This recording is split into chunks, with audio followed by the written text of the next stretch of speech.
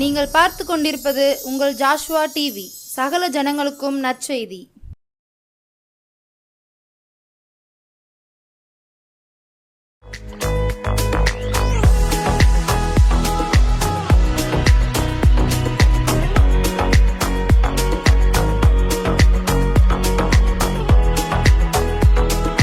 கிறிஸ்துவுக்குள் அன்பானவர்களே, இந்த ஜாஷுவா டிவி மூலமாக கர்த்தர் உங்களோடு என்னை வைத்து பேசி கொண்டு வருகிறபடினால உங்களை வாழ்த்தி வரவேற்கிறேன். கர்த்தர் உங்களை ஆசீர்வதிப்பாராக. அநேக ஜனங்களுக்கு கர்த்தருடைய வார்த்தையை பேசுவதற்கு அநேக பரிசுத்தவான்கள் தொலைக்காட்சியில் பேசி கொண்டு வருகிறாங்க. என்னையும் இந்த அடிமையை ஆண்டவர் அழைத்திருக்கிறார். ஆனபடினால போன செய்தியில் கர்த்தருடைய வேதத்தின்படி வாழுகிற உத்தம மார்க்கத்தார் பாக்கியவான்கள் என்று சொல்லி ஒரு தலைப்பிலே செய்தியை கொடுத்தேன். இன்றைக்கு கர்த்தருடைய வார்த்தை நீங்கள் சிந்தித்து பாருங்கள் என்று சொல்லி வார்த்தையை இன்னைக்கு பேச ஆரம்பித்திருக்கிறேன். ஒரு வசனத்தை வாசித்து விட்டு செபித்து ஒரு கவியை பாடலாம் என்று ஆசைப்படுகிறேன். எரேமியா தீர்க்க தரிசன புஸ்தகம் 2ஆம் அதிகாரம் 31வது வசனம் சொல்லுகிறது, சந்ததியாரே, நீங்கள் கர்த்தருடைய வார்த்தையை சிந்தித்து பாருங்கள். நான் இஸ்ரவேலுக்கு வனாந்தரமும் காரிருளுமான பூமியுமாக இருந்தேனோ, பின்ன ஏன் என் ஜனங்கள் நாங்களே எஜமான்கள், இனி உம்மிடத்தில் நாங்கள் வருகிறதில்லை என்று சொல்லுகிறார்கள் என்று சொல்லி அங்கே கர்த்தருடைய வார்த்தையை இந்த எரேமியா தீர்க்கதரிசி தேவ ஜனங்களோடு பேசியிருக்கிறார். ஒரு கவியை பாடிவிட்டு நம்ம ஜெபத்துக்குள்ளே போகலாம் என்று விரும்புகிறேன். கிறிஸ்துவுக்குள் வாழும் எனக்கு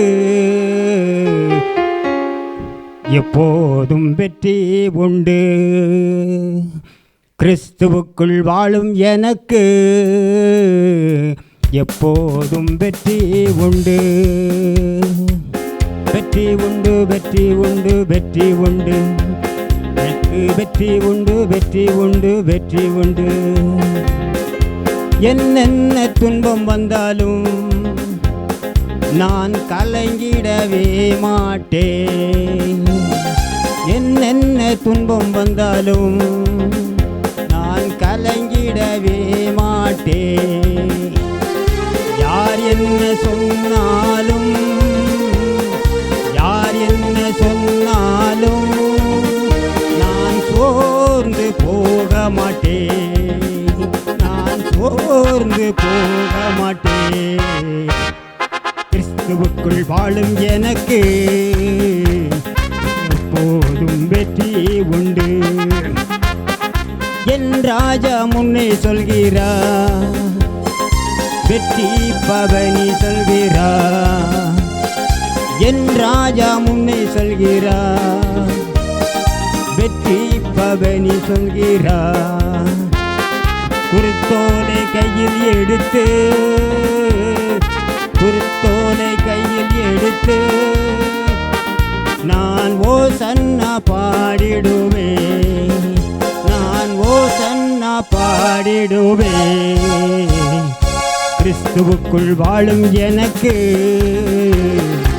எப்போதும் வெற்றி உண்டு. கிறிஸ்துவுக்குள் வாழும் எனக்கு எப்போதும் வெற்றி உண்டு. அல்லேலூயா. கண்களை மூடி ஜெபிப்போம். ஸ்தோத்திர ஆண்டவரே, நன்றி இயேசு சாமி. கர்த்தருடைய வார்த்தையை நீங்கள் சிந்தித்து பாருங்கள் என்று சொல்லி இந்த வேளையிலையும் என்னோடு நீர் பேசுகிற கேட்குற உள்ளங்களை நீர் பக்குவப்படுத்தும், தகுதிப்படுத்தும்.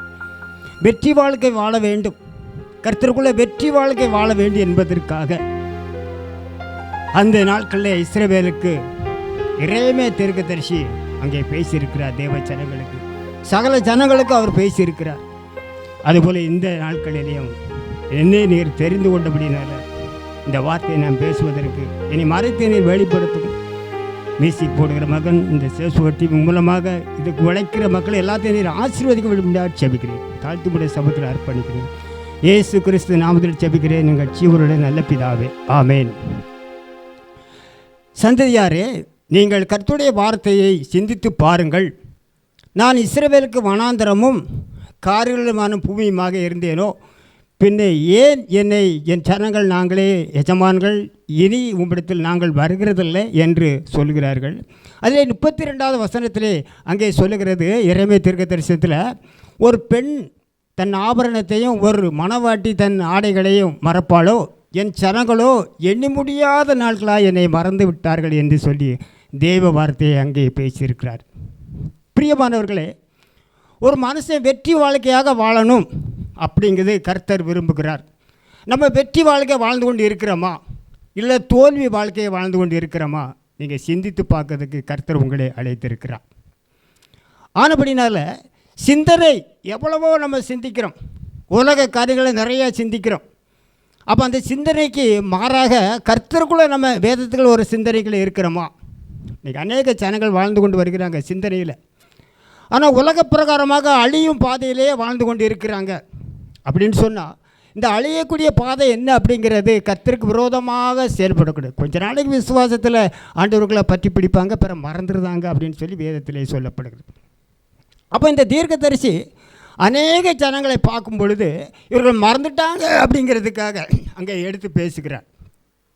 அப்போ எடுத்து பேசும்போது என்னை மறந்து விட்டாங்க அப்படின்னு சொல்லும்போது தேவனுடைய கோபம் இருக்கிறது. அப்போ அந்த தேவனுடைய கோபத்துக்கு நம்ம எப்படி நம்ம தப்பித்து கொள்ளலாங்கிறதுக்கு பழையடி நம்ம தேவனை சார்ந்து வருகிறோமா?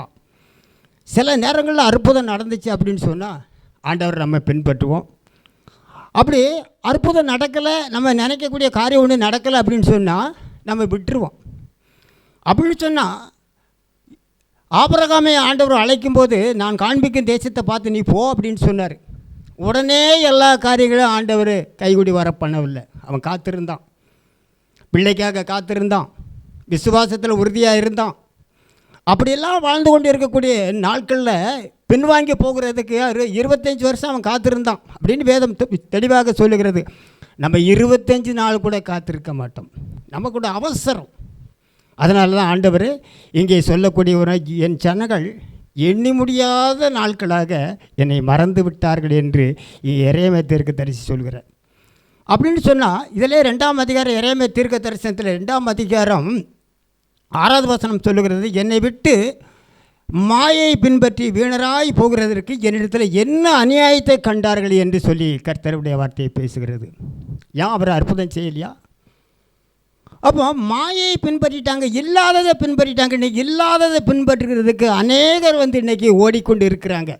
அங்கே நான் கொடியேற்ற போகிறேன், இங்கே நான் கொடியேற்ற போகிறேன் இப்படின்னு சொல்லி இல்லாததை இன்றைக்கி சேவிக்கிற பொழுது தான் அங்கே ஆண்டவர் என்ன சொல்லுகிறார், என்னை மறந்து விட்டாங்க அப்படின்னு சொல்கிறார். அந்த தீர்க்கதரிசியை பார்த்து என்னை மறந்துட்டாங்கப்பா, தேவச்சனங்கள் என்னை மறந்துட்டாங்க, என்னை தொழுது கொள்ள வரல. அங்கே ஆசாரியர்களும் தேவனுடைய வார்த்தையை அறியாமல் போதிக்கிறாங்க அப்படின்னு சொல்லப்படுகிறது. அப்போ உணர்வு நமக்கு எப்படி உணர்வு இருக்குதுன்னு சொன்னால், கர்த்தரை நம்ம பின்பற்றுக்கிறோம்னு சொன்னால் அவருடைய கற்பனையை நம்ம கை கொண்டு இருக்கிறோமா, அவருடைய வார்த்தையை நம்ம கை கொண்டு இருக்கிறோமா? கிடையாது. அதனால தான் இங்கே சொல்லுகிறாரு, என்னை விட்டு துயரப்பட்டு மாயை பின்பற்றி வீணராய் போகிறதற்கு என்னிடத்தில் என்ன அநியாயத்தை கண்டார்கள் என்று சொல்லி இங்கே பேசுகிறார். அதில் 7வது வசனம் சொல்லுகிறது, எரேமியா தீர்க்க தரிசனத்தில் 2ஆம் அதிகாரம் 7வது வசனம், செழிப்பான தேசத்தில் கனியையும் நன்மையும் சாப்பிடும்படிக்கு நான் உங்களை அவ்விடத்துக்கு அழைத்து கொண்டு வந்தேன். ஆனாலும் நீங்கள் அதற்குள் பிரவேசித்த போது என் தேசத்தை தீட்டுப்படுத்தி என் சுதந்திரத்தை அருவருப்பாக்கினீர்கள் என்று சொல்லப்படுது. பாகாலுடைய தீர்க்க தரிசனை கொண்டு அங்கே கர்த்தருடைய வார்த்தையை பேசியிருக்காங்க. ஏதோ ஒரு ஆவி பேசி கொண்டு இருக்கிறது, அதை பேசின விட தேவனுடைய கோபமாக இருக்கிறது. இன்றைக்கு உள்ள நாட்களில் அநேக நாட்டில் என்ன நடக்குன்னு சொன்னால், ஒருத்தன் துப்பாக்கி தீட்டு நிற்கான், நான் ஏவுகணை விட போகிறேன் அப்படிங்கிறான். ஒரு சமாதானமே நாட்டில் இல்லை. இந்த வேதத்தை எழுதி கொடுத்த நாட்டிலேயே சமாதானம் இல்லை. ஆனால் அதே மாதிரி அமெரிக்காவுக்கு ஒரு ஆள் இங்கேருந்து போயிட்டு வந்தார். அந்த ஊரில் ஒரு 3 மாதம் 2 மாதம் இருந்திருக்காரு. பையன் அங்கே இன்ஜினியராக இருக்கான்னு சொல்லி அங்கே ராவும் போலும் வேலைத்தாலும் சரி தான், காலையிலே எல்லாத்துலேயும் வேலை பார்த்து எல்லாத்தையும் முடித்து ஆடி குடிச்சுட்டு போயிடுவாங்களாம். அப்போ சொன்னார், அமெரிக்கா என்ப கை சேராது, ஒன்றே இவங்க குடித்து அழிஞ்சு போயிடுவாங்க, ஏன்னா ஆண்டவரும் சேர்த்து அடிச்சிருவார். அங்கே நம்ம இருந்து வேலை பார்க்குறது பிரயோஜனம் இல்லை. சம்பளம் 4 லட்சம் 5 லட்சம் வாங்குறாங்க. ஆனால் வெள்ளம் எப்படி தீட்டு போகுதோ அதே மாதிரி அமெரிக்கா தீட்டு போகிறது தான் அங்கே உழைக்கிறாங்களே தவிர தேவனை தேடக்கூடிய உள்ளங்கள் அங்கே கிடையாது அப்படின்னு சொன்னாங்க. ஆனால் நம்முடைய தேசம் பக்தி விருத்தியில் கடுமையாக இருக்கிறது. ஆனால் கர்த்தரை நம்ம பின்பற்றுகிறோமா? அதுக்கு தான் நீங்கள் சிந்தித்து அழைக்கப்படுகிறீர்கள். சந்ததியாரே, நீங்கள் கர்த்தருடைய வார்த்தையை சிந்தித்து பாருங்கள் என்று அங்கே எரேமியா தீர்க்கதரிசி பேசியிருக்கிறார். அப்படின்னு சொன்னால் நம்ம கர்த்தருடைய வார்த்தையை நம்ம சிந்தித்து பார்க்கணும். அப்போ ஆண்டவர்கள் நம்ம அழைக்கிறோம் அப்படின்னு சொன்னால் இயேசு கிறிஸ்துவுடைய வார்த்தையை நம்ம அதிகமாக கவனித்து பார்த்தோம்னா ஒரு வார்த்தையை இங்கே எரேமியா தீர்க்கதரிசி அதிலே பேசி கொண்டு வருகிறார். அதில் சொல்லக்கூடிய ஒரு காரியம் என்னென்னு சொன்னால், இன்றைக்கி நாட்கள் பொல்லாதவைகளாக இருக்கிறது. காரியம் என்னென்னு சொன்னால் எங்கே பார்த்தாலும் அழிவு இருக்கிறது. அதுக்கு இந்த தீர்க்கதரிசி கேட்டு ஜனங்களுக்கு சொல்லுகிறார். எரேமியா தீர்க்கதரிசி 8ஆம் அதிகாரம் 6வது வசனம் சொல்லுகிறது, நான் கவனித்து கேட்டேன், அவர்கள் யார்த்தம் பேசவில்லை. என்ன செய்தேன் என்று சொல்லி தன் பொல்லாப்பு நிமித்தம் மனஸ்தாப்படுகிறவன் ஒருவனும் இல்லை. யுத்தத்திற்குள் பாய்கிற குதிரையைப் போல அவரவர் வேகமாய் ஓடிப்போனார்கள் என்று சொல்லப்படுகிறது. 7ஆம் வசனம் சொல்லுகிறது, ஆகாயத்தில் உள்ள நாரை முதலாய் தன் வேலை அறியும், காட்டுப்புறாவும் கொக்கும் தைல்வான் குறியும் தாங்கள் வரத்தக்க காலத்தை அறியும், என் சனங்களோ கர்த்தரின் நியாயத்தை அறியார்கள் என்று கர்த்தர் உரைக்கிறார் என்று சொல் அப்படி என்று சொல்லி அந்த தீர்க்கதரிசியோடு பேசியிருக்கிறார். வரக்கூடிய காலம் என்ன? ஒரு விவசாயம் பண்ணக்கூடியவனுக்கு வரக்கூடிய காலம் என்ன? அது கண்டிப்பாக தெரியணும். ஆனால் இனி வரக்கூடிய சந்ததி விவசாயம் பண்ணாது. ஒன்று செல்லை வேலைவாக்கும், இல்லை டிவியை வேலைவாக்கும், இல்லை மோட்டாரை வேலைவாக்கும், இல்லை வாகனத்தை வேலைவாக்கும். விவசாயம் தெரியாது. நான் விவசாய குடும்பத்தில் பிறந்ததுனால ஆண்டவர் என் ஊழியத்துக்கு அழைக்கிறபடினால அதெல்லாம் சொல்கிறேன். விவசாயத்தில் யாருக்குமே ஞானம் கிடையாது. இருக்கிறத இழந்துட்டு போகிறது தான் நிற்காங்களே தவிர வரக்கூடிய நாட்களில் வேதமே கிடைக்காத அளவுக்கு பஞ்சம்னு சொல்லி வேதம் எழுதியிருக்கிறது.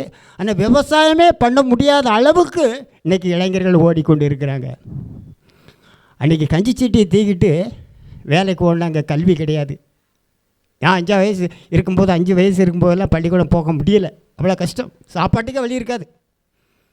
ஆனாலும் இந்த அடிமையாக ஆண்டவர் என் ஊழியத்துக்கு வாப்பா என்று சொல்லி அழைத்தார். நல்லா பெருமைப்படுகிறேன். இன்றைக்கு உங்களுக்கு முன்னால் நான் கர்த்தருடைய வார்த்தையை பேசி கொண்டு இருக்கிறேன். இந்த நாட்களையும் இந்த சத்தியத்தையும் பேசணும் அப்படின்னு சொன்னால் ஒரு தீர்க்க தரிசனம் இல்லாமல் பேச முடியாது. ஏன்னா என்னோட படித்தவங்க பட்டதாரி எங்கள் ஊரில் நிறையா இருக்கிறாங்க. அவங்களெல்லாம் விட்டுட்டு நீ என் ஊழியத்துக்கு வா என்று சொல்லி என் மகனே என்று சொல்லி 1995 அழைத்தார். அதனால தான் உங்களுக்கு நான் பேசி கொண்டு இருக்கிறேன். ஆகாயத்தில் உள்ள நாரை முதலாய் தன் வேலை அறியும், காட்டுப்புறாவும் கொக்கும் தைலான் குருவியும் தங்கள் வரத்தக்க காலத்தை அறியும், என் சனங்களோ கர்த்தரின் நியாயத்தை அறியார்கள் என்று கர்த்தர் உரைக்கிறார் என்று சொல் இந்த எரேமியா தீர்க்கதரிசியை அனுப்பியிருக்கிறார். அவர்கள் கேட்கவில்லை, இன்றைக்கும் கேட்கவில்லை. கேட்குற உள்ளங்களை மட்டப்படுத்துகிறாங்க. என்ன விசுவாசி? ஒரு சம்பாத்தியம் இல்லையே, ஒரு குடும்பத்துக்கு நல்லா உழைச்சி போடக்கூடிய ஒரு தன்மை இல்லையே, என்ன விசுவாசி? அவன் வாரவனையும் மட்டப்படுத்தி தள்ளிடுவாங்க. யோசித்து பாருங்கள். கர்த்தருக்குள்ளே நீங்கள் அழைக்கப்படுகிறீர்களா? கர்த்தருடைய வார்த்தையை நீங்கள் சிந்தித்து பார்க்கிறீர்களா? எண்ணி முடியாத நாட்களாக மறந்துட்டாங்கன்னு சொல்லி கர்த்தர் இப்படி சொல்கிறார். எப்படி அற்புதம் இருக்கும்? குடும்பம் எப்படி நன்றாக இருக்கும்? நோய் நொடியில் தான் கிடக்கும். விவசாயம் பண்ணாலும் முன்னேறாது. காலேஜுக்கு அனுப்பினாலும் அது படிச்சுக்கிட்டாது, தோற்று தான் வீட்டுக்கு வரும். காரணம் என்ன அப்படின்னு சொன்னால், வெற்றி வாழ்க்கை வாழ்வதற்காகத்தான் அன்றைக்கி தந்தை பெருக்குமார் பாடினார். என்னென்ன துன்பம் வந்தாலும் நான் கலங்கிடவே மாட்டேன், யார் என்ன சொன்னாலும் நான் சோர்ந்து போக மாட்டேன், கிறிஸ்துவுக்குள்ளே அவர் பேசியிருக்கிறார். பிரியமானவர்களே, வெற்றி வாழ்க்கை என்பது எல்லா விதத்திலும் வெற்றியாக நம்ம வாழ்ந்து கொண்டு இருக்கிறோமா? சரீரத்தில் இருந்து, நம்ம உழைப்பில் இருந்து, மற்றவர்களுக்கு சாட்சியாக நம்ம வாழ்கிறோமா? யோசித்து பாருங்கள். மற்றவர்களுக்கு சாட்சியாக வாழ்கிறதுனா கொஞ்சம் கஷ்டம்தான். இந்த கற்பனையை கை கொள்ளணும். ஒரு 1000 ரூபாய்க்கு வேலை தான் எல்லாத்தையும் இன்னொரு கடையில் கொண்டு போடக்கூடாது. இப்படி நிறைய கட்டளை ஆண்டவர் கொடுத்துருக்கிறார். அப்போ தான் குடும்பம் சந்தோஷப்படும். ஆனால் குடும்பத்தோட மனைவி சேர்ந்து இணைந்து செயல்பட்டால் தான், அதான் அவளை ஆடைகளெல்லாம் நல்லா எடுப்பாங்களா, துணிமணிலாம் நிறைய எடுப்பாங்களாம். இந்த ஆடைகளெல்லாம் மறக்க மாட்டாங்க. ஆண்கள் எதுக்கும் ஆடைகளை பின்பற்ற மாட்டாங்க. பவுடரா செண்டா அதே அவெல்லாம் அங்கே பார்க்க மாட்டாங்க. அங்காட்ட துண்டை தோளில் ஓட்டு போய்கிட்டே இருப்பாங்க. இது சிவி சிங்காரிச்சு வர்றதுக்கு இவர் 2 எத்தனையாக வேலை தான் இந்த ஸ்திரியானவளை அழிக்கிறதுக்கு காரியமாக இருக்கும். நான் தவறாக சொல்லணும்னு நினைக்காதங்க. இயற்கையிலே ஆண்டவர் கொடுக்கக்கூடிய ஒரு நறுமணம் ஒரு ஸ்திரிக்கு இருந்துச்சு அப்படின்னு சொன்னால் அவளுக்கு நோய் கிடையாது. நீங்கள் போடுறத பவுடரோ, நீங்கள் போடுறத சோப்பு போட்டு குளிக்க வேண்டாம்னு சொல்லலை. இதே உங்களுக்கு அவன் போடுறத கெமிக்கலில் தொலி உறிஞ்சிரும். யோசித்து பாருங்கள். ஏன் உறிஞ்சிரும் அப்படின்னு சொன்னோம்னா எல்லாம் அனுபவத்தில் இல்லை, முடிவுற கீழே விழுந்துடும். ஏமா தலை கீழே வரைக்கும் கிடச்சி இப்போ எங்கே போச்சு? எனக்கு கூட ஆண்டவர் டோப்பா ஆகின்னு தான் சொன்னார். ஐயோ ஊற முடியாது, நான் சமக்கிறதுக்கு நான் அழைக்கல ஆண்டவர், என்னை விட்டுருங்க அப்படின்ட்டு. நான் இப்படி போகிறேன், அது என்ன நடந்தாலும் பார்த்துக்கிட்டு தான் அப்படின்னு சொன்னேன். இயற்கையை நான் விரும்புகிறது இல்லை. காரணம் என்ன சொன்னால், கர்த்தர் கொடுத்துருக்கிறார், நல்ல கண் பார்வையை கொடுத்துருக்காரு, நல்லா உழைக்கக்கூடிய ஒரு தன்மையை கொடுத்துருக்காரு, வாகனம் ஓடுறதுக்கு ஒரு திறமையை கொடுத்துருக்காரு, சத்தியத்தை பேசுறதுக்கு ஒரு ஞானத்தை கொடுத்துருக்காரு. இது போதும். இனி இயற்கையில் நம்ம வாழ வேண்டிய அவசியமே கிடையாது. அவர் இந்த பூமி விட்டு போனால் என்னை தேவட ராஜ்யத்துக்கு பர்வத்தை கொண்டு போவார். நீங்கள் அதுக்கு வரணும். அதனால தான் சந்ததியாரே கர்த்தருடைய வார்த்தையை சிந்தித்து பாருங்கள். எண்ண முடியாத நாட்களாக மறந்துட்டியே அப்படின்னு சொல்லி தீர்க்க தரிசனம் சொல்லியிருக்கேன், இறைமையை சொல்லியிருக்கிறேன். அது மாதிரி நானும் அநேக சமுதாயங்களை பார்த்துக்கிட்டு இருக்கேன். மறந்து போய் தான் நீங்கள் வாழ்ந்து கொண்டு இருக்கீங்க. கொஞ்சம் சிந்தித்து பாருங்கள். அது மாதிரி இந்த இறைமை தீர்க்க தரிசி கவனித்து நான் கேட்டேன் அப்படின்னு சொன்னார். இயேசு கிறிஸ்து என்ன சொல்லார்னு பாருங்கள். மத்திய எழுதின சுவிசேஷம் 24ஆம் அதிகாரம் 7வது வசனம் சொல்லுகிறது, சனத்துக்கு விரோதமாய் சனமும் ராஜ்யத்துக்கு விரோதமாய் ராஜ்யமும் எழும்பும், பஞ்சங்களும் கொள்ள நோய்களும் பூமி அதிர்ச்சிகளும் பல இடங்களிலே உண்டாகும் அப்படின்னு சொல்லி இயேசு கற்றுக் கொடுத்துருக்கிறார். ஆனால் நீங்கள் கலங்காதபடிக்கு எச்சரிக்கையாக இருக்கணும், விசுவாச மார்க்கத்துக்கு அவர் போதித்திருக்காரு. ஒரு அலையிலே சொல்லுவோமா அப்படின்னு சொன்னால், ஏன் கலங்காமல் இருக்கணும்? இன்றைக்கி இந்த வயநாட்டில் வெள்ளம் தூக்கிட்டு போயிடுச்சு, 250 பேர் 300 பேர். இன்னும் என்ன நடக்கு? மீட்பு பணி நடக்கு. ஒரு ஆள் உயிரோடு இருந்துச்சுன்னா பேரே தெரியாது, இந்த குடும்பம்னே தெரியாது, எல்லா ரேஷன் கார்டு எல்லாத்தையும் சேர்த்து அள்ளி கொண்டு போயிடுச்சு. அவங்க ஆண்டவரை ஆராதிச்சிருப்பாங்களாங்கிறதுக்கு எனக்கு தெரியாது. ஏன் இப்படி அழிவு வந்துச்சு அப்படிங்கிற வேதத்திலே போட்டிருக்க, வருகைக்கு இப்படி தான் இருக்கும், நீங்கள் என்ன செய்ய போறீங்க அப்படின்னு போதிச்சிருக்கிறாங்க. ஆனால் கொஞ்சம் விசுவாசம் இருந்தாலும் உலக மார்க்கத்தில் என்ன செய்வாங்க அப்படின்னு சொன்னால் அதெல்லாம் விட்டுருவாங்க. அந்த அண்ணா அப்படி போய்கிட்டு இருக்காரு, அந்த சார் அப்படி போய்கிட்டு இருக்காரு, அந்த அதிகாரி அப்படி போய்கிட்டு இருக்காரு. அதெல்லாம் ஆண்டவர் கேட்கல. உன் விசுவாசம் எங்கே இருக்கிறது அப்படின்னு கேட்டார் கர்த்தர். நம்ம விசுவாசம் எங்கே இருக்கிறது? கர்த்தருக்குள்ளே இருக்கிறதா, இன்னும் அதிகாரிகளுக்குள்ளே இருக்கிறதா? யோசித்து பாருங்கள். நமக்கு ஒரு அதிகாரி, எல்லாத்துக்கும் நமக்கு தலைவர்னா இந்த இயேசு கிறிஸ்து மாத்திரம்தான், வேறு யாருமே கிடையாது. அவருடைய கற்பனைகளை நீங்கள் கைக்கொள்ளணும். அவருடைய வருகைக்கு இப்படி அடையாளம் இருக்குது அப்படின்னு சொல்லார். அப்போ நம்ம என்ன அழைக்கப்பட்டிருக்கோம் யோசித்து பாருங்கள். கர்த்தருடைய வார்த்தை நம்ம சிந்திக்கிறோமா?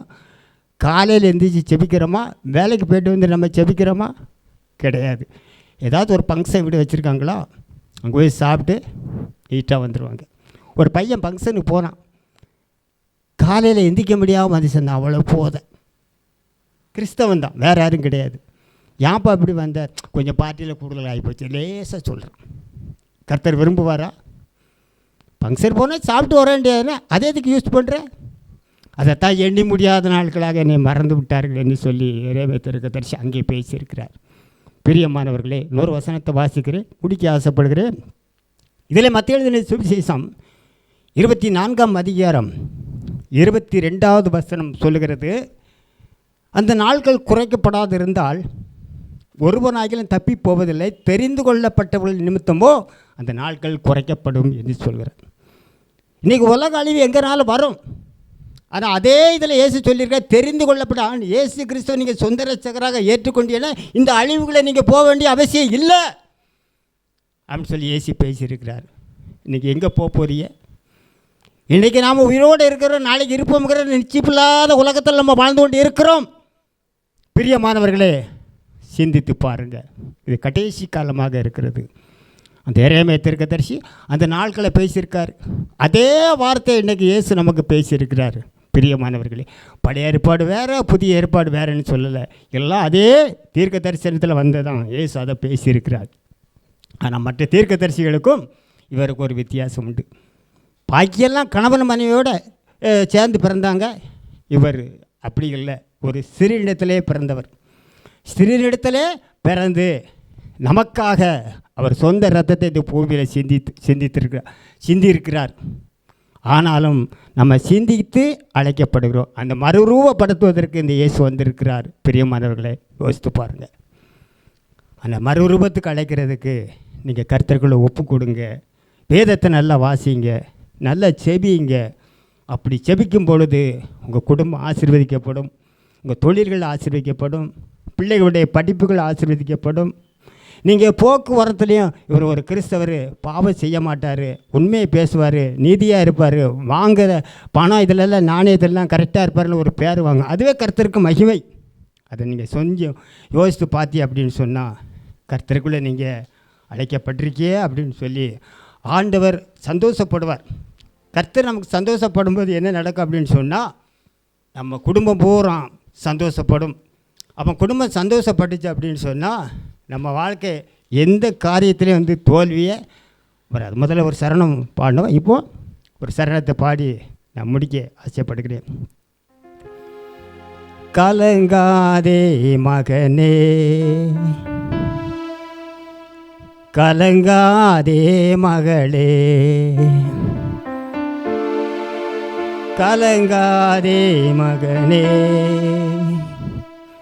கலங்காதே மகளே. கண்மலையாம் கிறிஸ்து கைவிடவே மாட்டார், கைவிடவே மாட்டார், கைவிடவே மாட்டார். கலங்காதே மகனே, கலங்காதே மகளே. கண்மலையாம் கிறிஸ்து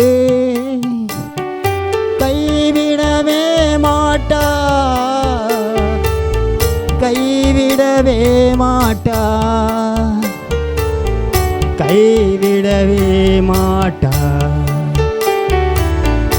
மலைகள் பெயர்ந்து போகலாம், குன்றுகள் அசைந்து போகலாம், மலைகள் பெயர்ந்து போகலாம், குன்றுகள் அசைந்து போகலாம். மனதுருகும் தேவன் மாறிடவே மாட்டார், மாறிடவே மாட்டார், மாறிடவே மாட்டார். கலங்காதே மகனே, கலங்காதே மகளே. கண்மலையாம் கிறிஸ்து கைவிடவே மாட்டார், கைவிடவே மாட்டார், கைவிடவே மாட்டார். ஜெபிப்போம். கேட்ட சத்தியத்தை நினைவில் கொண்டு வருவோம். கர்த்தருடைய வார்த்தையை நீங்கள் சிந்தித்து பாருங்கள் என்று சொல்லுமாய் ஆண்டவர் அழைத்திருக்கிறார். இஸ்ரவேலுக்கு நான் வனாந்தரமாக இருந்தேனோ, நல்ல ஒரு செழிப்பான தேசத்தில் நான் உங்களை அழைத்து வந்தேனே, நல்ல கனியை சாப்பிடும்படியாக உங்களை அழைத்தேனே என்று சொல்லி கர்த்தன் மனது உருகிறார். மேல் எண்ணி முடியாத நாளுக்காக என்னை மறந்து விட்டார்கள் என்று சொல்லி இங்கே கர்த்தர் அங்கலாய்ப்பாக இருக்கிறார். யோசித்து பாருங்கள் பிரியமானவர்களே, நாம் எதற்கு கர்த்தரை மறக்கணும்? என்னத்திற்காக மறக்கணும்? அவர்கிட்ட எதுக்கு நம்ம தூர போகணும்? மாயை எதற்கு நம்ம பின்பற்றணும்? தேவையில்லை. கர்த்தரை நீங்கள் பின்பற்றுங்க. எட்டிப்பான் நன்மையை தருவேன், இன்றைக்கே தருவேன். இந்த வாக்கு நமக்கு கொடுத்திருக்கிறாரு. அந்த வாக்கை யாருக்கு கொடுக்க போகிறார்? பிரியமானவர்கள், கேட்ட சத்தியத்தும்படி வாழ்வதற்கு நீங்கள் தெளிவுபடுத்துங்க, சிந்தித்து பாருங்கள். எட்டிப்பான ஆசீர்வாதம் உங்களுக்கு கிடைக்கும். இந்த வசனத்தை என்னோடு பேசின ஆண்டவர் அவர் மகிமைப்படும்படியாக என் குடும்பத்தையும் கர்த்தருடைய கரத்தில் ஒப்பு கொடுக்கிற உங்களையும் கேட்குற உள்ளங்கள் அத்தனை பேரையும் கர்த்தரை ஆசீர்வதிக்கும்படியாக செபிக்கிறேன். மியூசிக் போடுகிற சாலமனையும் சோசுவட்டியும் மூலமாக அவர் குடும்பங்கள் எல்லாத்தையும் ஆசீர்வதிக்கும்படியாக செபிக்கிறேன். இந்த நாட்கள் காலங்கள் எல்லாத்தையும் நம்ம தேசத்துக்கு ஒரு சமாதானத்தை கர்த்தர் கொடுக்கும்படியாக செபிக்கிறேன். இயேசு கிறிஸ்து நாமத்தில் செபிக்கிறேன் எங்கள் ஜீவனுள்ள நல்ல பிதாவே. ஆமென், ஆமென்.